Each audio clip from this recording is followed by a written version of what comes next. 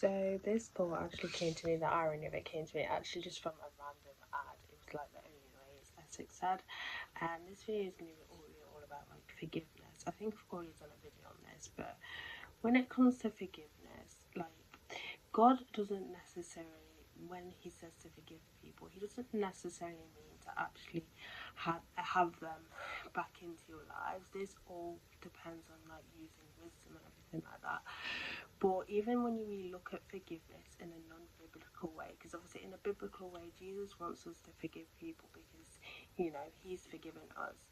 So that's the whole main gist of a biblical way. But even if you look at it in a non-biblical way, what forgiveness actually does, it actually releases us.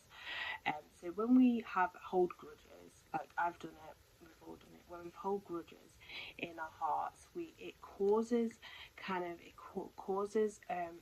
strongholds where we are unable to forgive, not unable to forgive, we're unable to kind of trust other people, or things or it stops us from doing things because of things that have happened that we've kept into our hearts.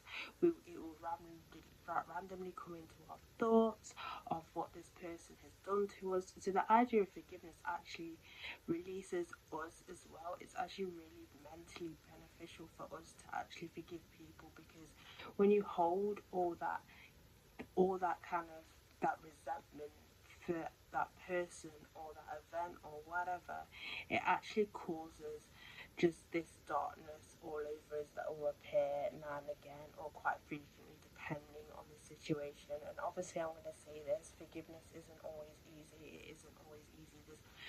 There's horrific things that people have done to other people, like really horrific things. So I'm not saying to you that it's easy just to forgive. It is obviously is a process to do it, but it is very beneficial if you can get to that point where you've forgiven this person. Now, when wisdom comes along with this, obviously depending on what they've done, it could be completely horrific. You definitely don't want them into their lives, but you know, when Jesus says to forgive, that's not necessarily the thing he wants us to do. Now, don't get me wrong, people will make mistakes. People will make mistakes, that one-off mistake.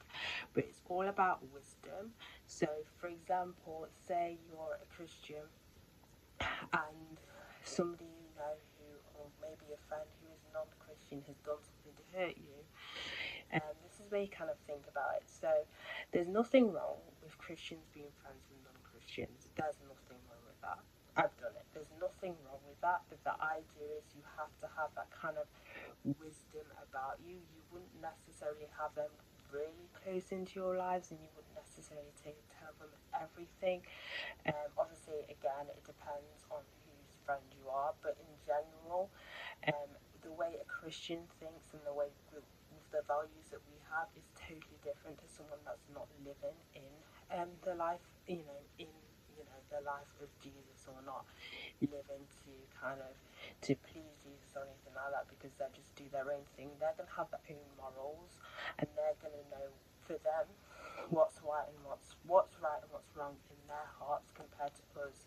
So there is still that level of they could still do things to hurt you unintentionally, sometimes intentionally, some unintentionally, because sometimes they just don't know really, because obviously they're just living their own way, so they don't know living the way of Jesus and the way Jesus wants us to live. So you still have to have that kind of boundary sort of thing, when it sets into when you have like non-Christian friends.